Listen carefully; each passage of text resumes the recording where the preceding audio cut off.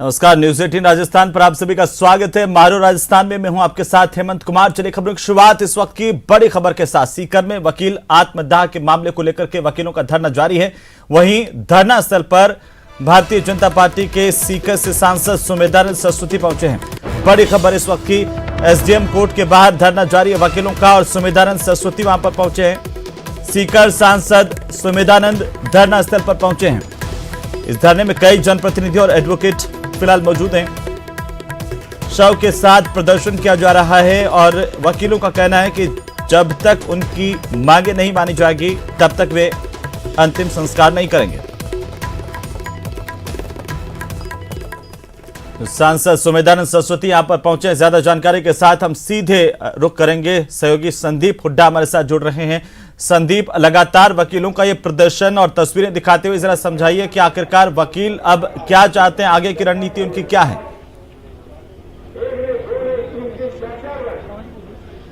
जी बिल्कुल, देखिए हेमंत, अगर आज की बात करें तो सुबह से जिस तरह से पहले वकीलों की जो भीड़ थी वो बढ़ना शुरू हो गई थी और उसके बाद जनप्रतिनिधि पहुंचे, सांसद पहुंचे और अभी के हम आपको जो तस्वीरें सबसे पहले दिखाना चाहेंगे जिसमें आप देख सकते हैं कि जिस तरह से भीड़ जो धरना स्थल है वहां पर बड़ी संख्या में जो जिले भर के जो एडवोकेट हैं वो मौजूद हैं, जनप्रतिनिधि मौजूद हैं, सांसद मौजूद हैं। और दूसरी सबसे बड़ी बात यह है हेमंत कि आज अभी तक की जो बात है वो कहीं भी जो बातचीत का कोई अभी तक सरकार की तरफ से या प्रशासन की तरफ से कोई भी प्रयास अभी तक नहीं किया गया है। और जिस तरह से धरना सुबह से चल रहा था उसी तरह से चल रहा है। अधिवक्ता है वो संबोधित कर रहे हैं, जनप्रतिनिधि पहुंच रहे हैं, लेकिन अभी तक समाधान की अगर कोशिशों की बात की जाए तो कल जरूर जिला प्रशासन के साथ जो बैठक हुई थी, जिला प्रशासन के साथ वार्ता हुई थी, लेकिन आज किसी भी तरह हमारे साथ सांसद सुमेधानंद सरस्वती हैं, हम इनसे बात करेंगे। स्वामी जी, आज तीसरा दिन है और धरना भी चल रहा है, किस तरह से देखते हैं? अभी तक कोई वार्ता का न्योता या कुछ बातचीत हुई सरकार के साथ? पहली बात तो ये बहुत दुखद घटना है। कोई व्यक्ति अपना जीवन समाप्त कर दे, अपना पूरा का पूरा जीवन दे दे, ये बहुत बड़ी बात है, बहुत बड़ी पीड़ा है, बहुत बड़ा कष्ट है। लेकिन मैं आपसे एक निवेदन करना चाहूंगा कि 3 दिन हो गए, यहाँ हजारों की संख्या में लोग बैठे हैं और इसके बावजूद प्रशासन जो है ना कोई निर्णय लेने की स्थिति में नहीं पहुंचा है। इससे लगता है कि उनके ऊपर से वो दबाव है, सरकार की ओर से दबाव हो सकता है, प्रशासनिक दबाव हो सकता है। इतनी बड़ी दुर्घटना के बाद में तुरंत फैसला लेना चाहिए और जो दोषी उनको दंड देना चाहिए। और मैं तो ये मांग करता हूं कि इसकी जांच सीबीआई को दे देनी चाहिए ताकि दूध का दूध और पानी का पानी हो जाए। तो मेरा तो यही कहना है। आप भी धरने में मौजूद हैं, आपकी भी प्रशासन के साथ कोई बातचीत होगी, आखिर रास्ता किस तरह से निकाला जा सकता है? मेरी कोई बात नहीं हुई अभी, क्योंकि इस चर्चा को जो ये कमेटी बनाई है, ये कमेटी कर रही है और प्रशासन की ओर से मेरे पास में कोई मैसेज भी नहीं आया है कि वो मेरे से बात कर सके। तो यहाँ जो लड़ाई लड़ने के लिए संघर्ष समिति है वो इस बात को कर रही है, वो करेगी बात, और मेरे से कोई बात करेगा तो मैं अपनी बात कहूंगा। तो देखिए हेमंत, अभी तक जो माना जा रहा है कि अभी तक तो कोई बातचीत का जो प्रस्ताव है वो भी प्रशासन की तरफ से नहीं आया। संदीप, सुमेधानंद जी यहाँ पर पहुंचे हैं, तो उनसे जरा पूछिए कि आखिरकार वे अब इस मामले को लेकर क्या चाहते हैं, क्योंकि वकीलों की अपनी मांगे हैं और वकील 2 दिन से अपनी मांगों को लेकर वो लगातार प्रदर्शन कर रहे हैं। जी देखिए हेमंत, एक बार सांसद से हम दोबारा बातचीत करने की कोशिश करेंगे। वो वापस संबोधन के लिए भीड़ में जा चुके हैं, लेकिन मांग के जिस तरह से हमारी उनसे बात हुई तो उनका यही कहना है कि जो यहाँ जो कमेटी बनाई गई है, जिसमें जो संघर्ष समिति यहाँ पर बनाई गई है, जिसमें अमराराम और पूर्व मंत्री और जिस तरह से तमाम जो एडवोकेट्स हैं उनको भी शामिल किया गया है, वो जो फैसला लेगी वो होगा। लेकिन अभी तक की बात की जाए तो अभी तक कोई भी जो वार्ता की बात है वो आज नहीं हो पाई है। बिल्कुल संदीप, जरा तस्वीरें दिखाते हुए थोड़ा सा विस्तार से समझाएं कि इस वक्त यहाँ पर लगातार जनप्रतिनिधियों के आने की बात पहले से की जा रही थी और जो सांसद सुमेधानंद सरस्वती यहाँ पर मौजूद है, और कौन कौन लोग यहाँ पर इस वक्त मौजूद है? और प्रशासन से अगर आपकी कोई बात हो पाई हो तो इस पूरे धरने को लेकर के, प्रदर्शन को लेकर के प्रशासन का रुख क्या है? जी बिल्कुल, देखिए अगर यहाँ की धरने की बात की जाए तो पूर्व चिकित्सा मंत्री बंशीधर बाजिया हैं, कांग्रेस के नेता, कांग्रेस के टिकट पे चुनाव लड़ चुके सुभाष मील हैं, अमराराम जो है वो कल से यहीं पर हैं, रात को भी यहीं रुके थे। इसके साथ साथ तमाम जो कांग्रेस के भी नेता हैं, भाजपा के भी हैं और माकपा के भी नेता हैं, तो जनप्रतिनिधि तमाम पार्टियों के हैं, तो इसलिए ये नहीं माना जा सकता कि एक ही पार्टी के लोग यहाँ पर मौजूद है। इसके साथ साथ अगर वकील की बात की जाए मन, तो तमाम जो सीकर है, श्रीमाधोपुर है, नीमका थाना है और जो आसपास के जितने भी बार हैं उनके पदाधिकारी मौजूद हैं। प्रशासन का ये कहना है कि कल जो बातचीत हुई थी और उसके बाद रात को एसपी ने जिस तरह से थानाधिकारी को हटाने के आदेश जारी किए, इसके अलावा जो बातचीत होनी है, जो मांग है, चूंकि एसडीएम को हटाने की मांग है या और जो जितने भी मुआवजे की मांग है, वो सब सरकार के स्तर पर तय होना है। यहाँ लोकल जो प्रशासन है उसके स्तर पर तय नहीं होना है। तो उसके अभी जो बातचीत की जो पहल है वो सबसे पहले अगर सरकार के स्तर पर हो तो वो उसका ज्यादा जल्दी समाधान निकल सकेगा, क्योंकि यहाँ के जो लोकल प्रशासन है उसके स्तर का अभी ये मामला नहीं है। जी अमन जी, लेकिन संदीप, अभी सुमेधानंद सरस्वती बता रहे थे कि यहाँ पर एक कमेटी का गठन किया गया है, वो कमेटी अपनी मांगों को लेकर के और प्रशासन से बातचीत के लिए अधिकृत की गई है। कौन कौन उस कमेटी में, उसकी कोई जानकारी मिल पाई? और जब तक बातचीत शुरू नहीं होगी स्थानीय प्रशासन के साथ ही, तब तक सरकार को आगे कैसे अवगत करवाया जा सकेगा, क्योंकि ये धरना प्रदर्शन का सिलसिला लगातार कई घंटे इसमें बीत चुके हैं। जी देखिए, कमेटी में जिस तरह से अमराराम है, बंशीधर बाजिया हैं, सुभाष मील हैं और इनके बार संघ के पदाधिकारी हैं, उनसे हमारी बात, उनका ये कहना है कि प्रशासन को वो कल ही अपना जो मांग पत्र है वो सौंप चुके थे। उसके बाद 2 बार उनको बुलाया भी गया और मांग पत्र के जरिए अवगत करा दिया गया। अब चूंकि वहां से बातचीत की जो पहल है वो प्रशासन को करनी है और प्रशासन ही उनकी सरकार से बातचीत करवाए जिससे कि जो समाधान निकाला जा सके। तो कमेटी, चलिए, बहुत शुक्रिया संदीप, तमाम जानकारी के लिए। लगातार अपडेट हम आपसे लेते रहेंगे। और दौसा से बड़ी खबर है जहां पर आग का तांडव देखने को मिल रहा है। थर्माकोल फैक्ट्री में सुबह करीब 4 बजे भीषण आग लगी थी और देखते ही देखते आग लगातार फैलती जा रही और इस आग को बुझाने की कोशिशें लगातार की जा रही हैं। करीब 9 घंटे से यहां पर यह आग धधक रही है।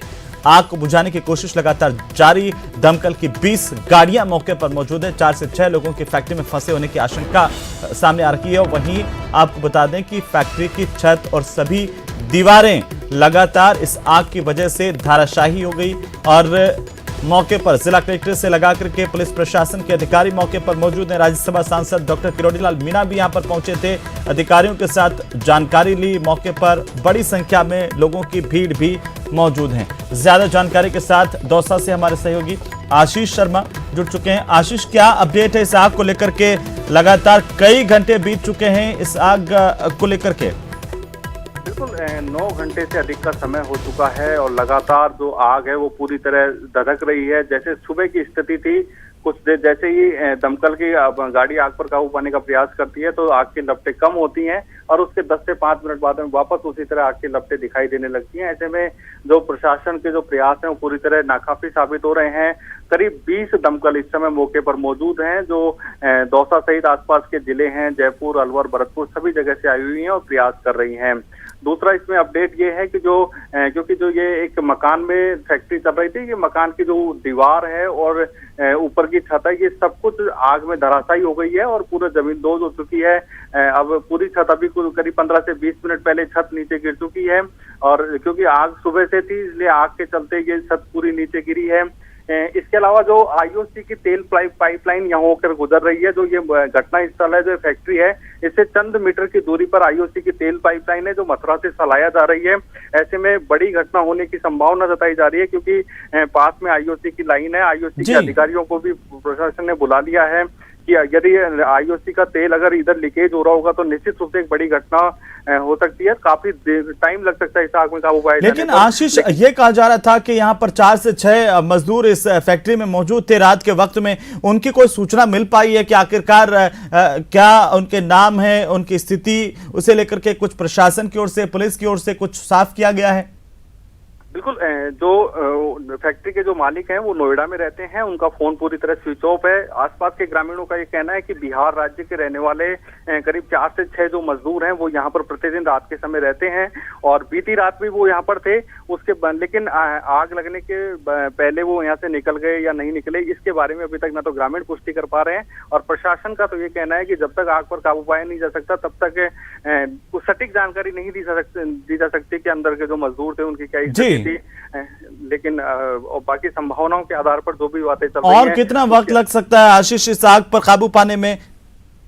बिल्कुल, प्रशासन का ये कहना है कि यदि जो केमिकल में आग लगी हुई, यदि ये फैक्ट्री का केमिकल है तो निश्चित रूप से आगामी 3 से 4 घंटे में काबू पा लिया जाएगा और यदि आईओसी की तेल पाइपलाइन लीकेज हो रही है तो काफी लंबा समय लग सकता बिल्कुल है। आशीष, चलिए बहुत शुक्रिया तमाम जानकारी के लिए, लगातार अपडेट हम आपसे लेते रहेंगे। बहरहाल बता दें कि 9 घंटे से ज्यादा का वक्त बीत चुका है लेकिन इस आग पर अभी भी काबू नहीं पाया जा सका। आसपास की दमकल के साथ ही राजधानी जयपुर से भी दमकल भेजी गई है, तमाम कोशिशों के बावजूद आग कंट्रोल में नहीं है।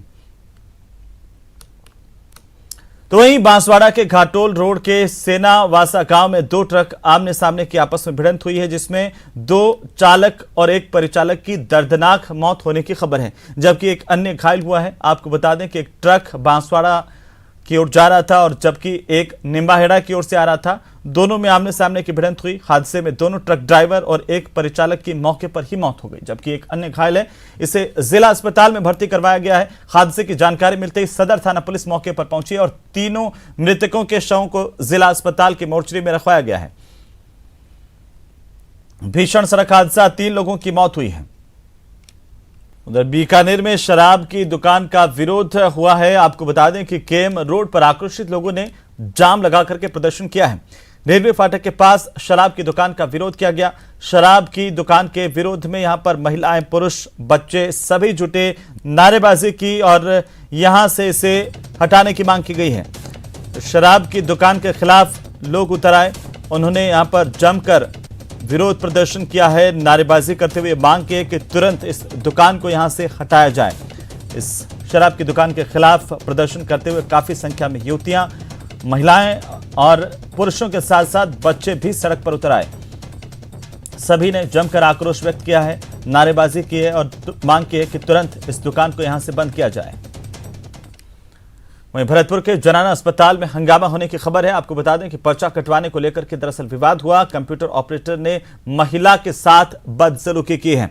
बड़ी खबर इस वक्त की, परिजनों के साथ भी कंप्यूटर ऑपरेटर पर आरोप है कि उसने बदसलूकी की। ऑपरेशन के बाद टांके कटवाने के लिए महिला यहां पर आई थी। महिला के साथ बदसलूकी के आरोप और साथ ही साथ महिला के परिजनों के साथ भी बदसलूकी और इसके बाद जमकर हंगामा यहां पर देखने को मिला अस्पताल में।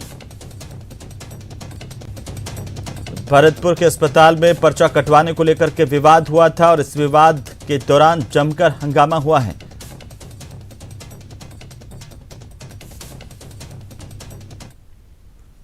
चूरू में बदमाशों के हौसले बुलंद हैं। आपको बता दें कि चूरू के सादुलपुर में बदमाशों ने लूट की बड़ी वारदात को अंजाम दिया है।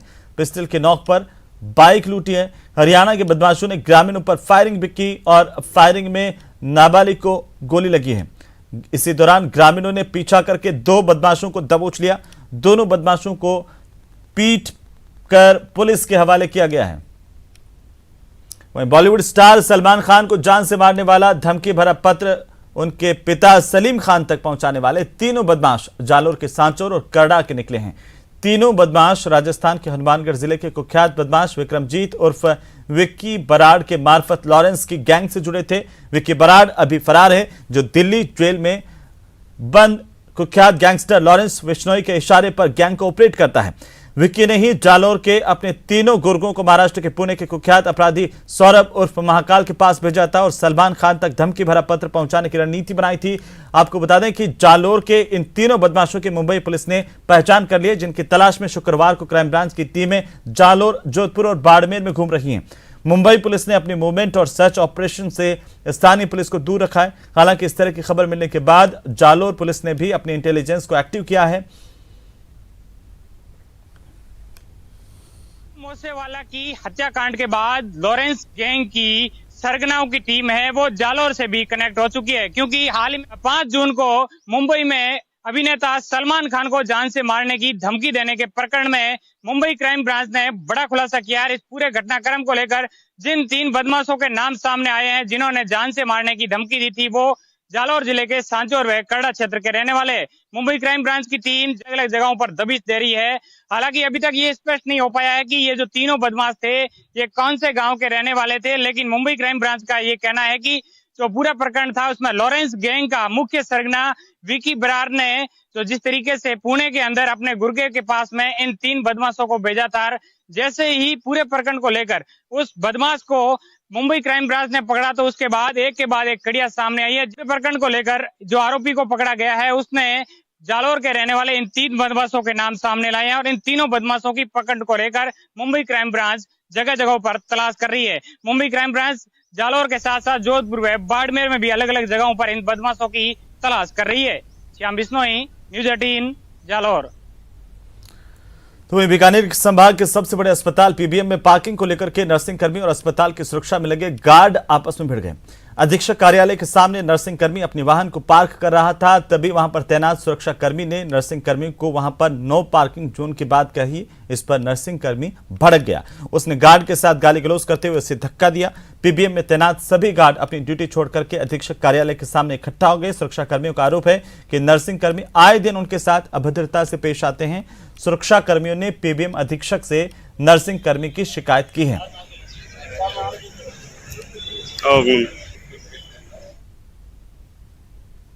दरअसल पार्किंग को लेकर के विवाद हुआ था नर्सिंग कर्मी और गार्ड्स के बीच में और अब विवाद तूल पकड़ता जा रहा है।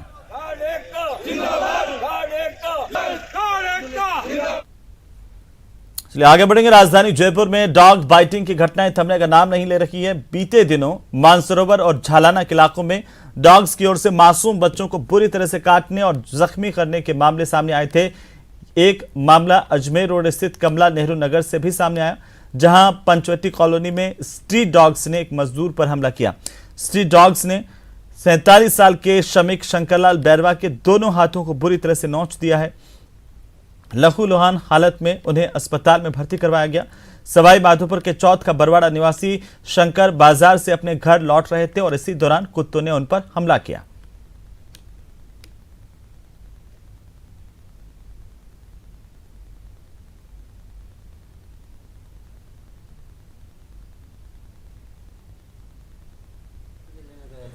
हाँ? बीड़ी हाँ। बीड़ी वापस आया तो कुत्ता काट लिया उन्होंने। अच्छा, कितने कुत्ते थे? एक ही था वो। ये 5-6 आदमी छुड़ाए। पाला हुआ था या पाला हुआ है वो कुत्ता तो। पालतू कुत्ता था? डेली जाता वो तो अंदर। अच्छा। डेली बिस्कुट खा के नहीं आता है। नहीं, कुत्ता पालतू था क्या? पालतू है। किसी के मकान का? मकान का नहीं। तो वहीं राजधानी जयपुर के जयपुरिया अस्पताल के बाहर शुक्रवार की रात को एक अज्ञात व्यक्ति का शव मिला है। इस तरह की चर्चाएं हैं कि वो अस्पताल में इलाज के लिए पहुंचा था, लेकिन पहचान पत्र नहीं होने की वजह से उसका इलाज नहीं हो पाया और इसके बाद उसने अस्पताल के बाहर ही दम तोड़ दिया। हालांकि इस बात की आधिकारिक पुष्टि नहीं हो पाई है, लेकिन इस मामले में जयपुरिया अस्पताल के अधीक्षक ने कहा है कि अस्पताल में आने वाले हर व्यक्ति का इलाज किया जाता है। पहचान पत्र नहीं होने की वजह से किसी को भी इलाज के लिए मना नहीं किया जाता।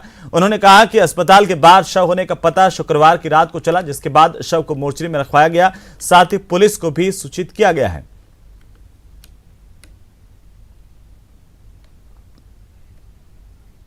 तो वहीं कोटा में इन दिनों कोचिंग छात्र सुरक्षित नहीं हैं। 2 दिन पहले ही एक कोचिंग छात्रा की हत्या का सनसनीखेज मामला सामने आया था। ताजा मामला कोचिंग छात्र को घेरकर चाकू से हमला करने का सामने आया है। घायल कोचिंग छात्र प्रशांत गुर्जर को मेडिकल कॉलेज अस्पताल में भर्ती करवाया गया है, जहां पर इसका उपचार जारी है। फिलहाल पीड़ित की तरफ से जवाहर नगर थाने में रिपोर्ट दर्ज करवाई गई है। पुलिस मामले की जांच कर रही है। तो वहीं जैसलमेर के जिला कलेक्टर डॉक्टर प्रतिभा सिंह ने जिले से लगने वाली भारत पाक सीमा के कुछ इलाकों में सीमा के 5 किलोमीटर एरिया के अंदर रात को घूमने पर 4 महीनों के लिए प्रतिबंध लगाया है। जिला कलेक्टर के आदेश के मुताबिक तस्करी, घुसपैठियों और असामाजिक तत्वों के अवैध प्रवेश और अन्य अवांछनीय गतिविधियों को देखते हुए ये प्रतिबंध लगाया गया है। उन्होंने बताया कि जिले में रहने वाले सीमावर्ती निवासियों के जनजीवन और लोक शांति के बिगड़ने के अंदेशे को ध्यान में रखते हुए ये आदेश जारी किए गए हैं। साथ ही उन्होंने कहा कि कोई भी व्यक्ति इस प्रतिबंधित क्षेत्र में दिए गए समय के अनुसार शाम के 6 बजे से सुबह के 7 बजे तक अधिकारियों की अनुमति के बिना यहां पर नहीं पहुंचे। उन्होंने कहा कि इस आदेश के तहत कोई भी अधिकारी कार्रवाई कर सकेगा और आदेश का पालन नहीं करने पर सख्त कार्रवाई की जाएगी।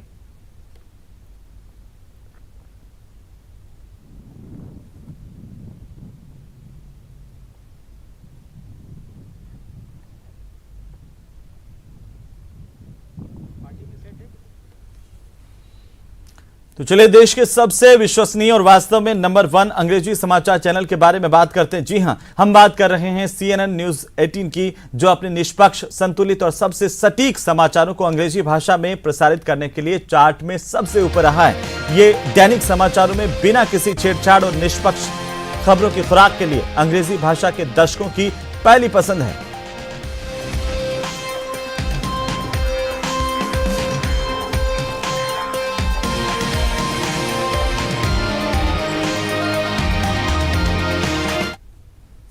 तो खबरों में फिलहाल वक्त है एक छोटे से ब्रेक का, और आप बने रहिए हमारे साथ, देखते रहिए न्यूज़ 18 राजस्थान। जल्द लौटेंगे।